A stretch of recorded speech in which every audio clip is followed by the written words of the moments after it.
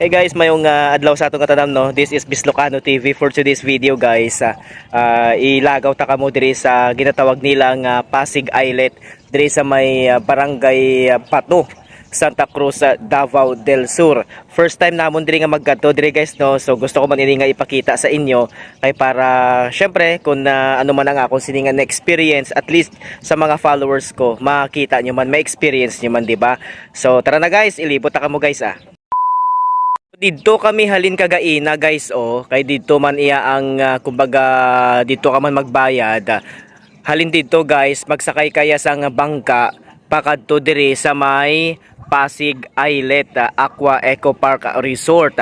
Ang Pasig Islet Aqua Eco Park Resort guys, ara siya bisa tunga siyang dagat no. Kumbaga island ini siya guys. So mga 2 minutes halin na dito guys. Magsakay ka sang di motor nga bangka pakadto dire sa Pasig Islet, mga 2 minutes ara ka na dire. Lapit lang siya guys Karon ang pag-abot namon dire guys no, napansin namon nga white sand dire guys ginaasikaso gid nila. So sa palibot sini guys may mga tire nga may semento na nga ginpangbutang guys, kay kung taas man iya ang tubig. So amo na diri ang palibot diri guys no, pag abot mo diri sa may Pasig Islet. So ara guys makita nyo ang dagat. Kag dito man iya nga portion daw digos na dito nga area. Kung nakadaong mo diri sa may Pasig Islet guys, pagpanaog nyo sa bangka, tawgon kamo sang ila sini nga staff kag magkadto kamo dira sa may receiving area nya. Ko sa din before kamo magkadto sa cottage, i-orient anay kamo ano ang mga do's and don't diri mismo sa may Pasig Islet guys. And after sang orientation, diretso na kamo sa inyo sini nga cottage. So ari na kita guys diri sa tunga-tunga iya sang Pasig Islet. Makita inyo ang mga staff nila nga naglimpyo, gina-maintain gid nila ang cleanliness diri guys. Diri sa Pasig Islet kung maligo kamo, bawal iya magluto, dala lang kamo sang pagkaon guys, kay syempre for cleanliness sa gihapon. Ari naman kita diri guys sa pinakaligod iyang portion sang Pasig Islet.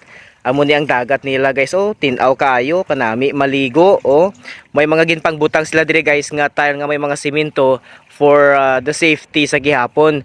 May reminders man sila sa during orientation nga kung maligo nga maghalong-halong maligo dire kay kay para makalikaw man iya sa ginatawag iya nga accident, kay ining tire nga ini guys madanlog siya. So muna guys ang mga cottages dire guys, lantawan nyo ara lang gid iya sa gilid iya sang dagat guys. Kanami maligo guys, kanami iya sang weather subong, tamang-tama lang ang init. Lantawa guys ang lugar, di ba? Napakalinis, talagang maintain cleanliness diri sa may Pasig Islet guys Relax na relax, ilabi na kung upod mo ang imo sini nga family, mag-unwind kamo guys kay ti weekend. Kadto kamo diri sa may Pasig Islet diri sa barangay Bato, Santa Cruz, Davao del Sur guys white sand na white sand. Lantawa ang palibot guys, napakalinis. Kung magligo kamo diri, gina-remind ko dala na lang kamo sang luto yang pagkaon kay bawal gid ang pagluto diri guys, kay ti yara abi sa tunga ini sang dagat, yara sa isla nga ginatawag guys. Ari man guys ang ila sini nga daw function hall diri ini sa tunga-tunga sang Pasig Islet guys. Ara man ang akon nga mahalo si Megan kag si Tita naga picture sila. Karon dugay-dugay maligo na sila guys. So kanami lang diri guys no. Sa mga gusto iyang mag-share sang video, palihog paki-share. Sa mga gusto mag-send sang star, madamo gid iyang salamat. Dali kamo kay itorta pa kamo amo naman ang view diri guys sa another side sang Pasig Islet. Ato ang amon nga cottage guys dito kami nga area. So pa duha daw kami pa lang ang tao diri guys, ang iba niya daw wala pa nag-abot. Ara si Megan ko, si Mahal. Palapit gid siya guys.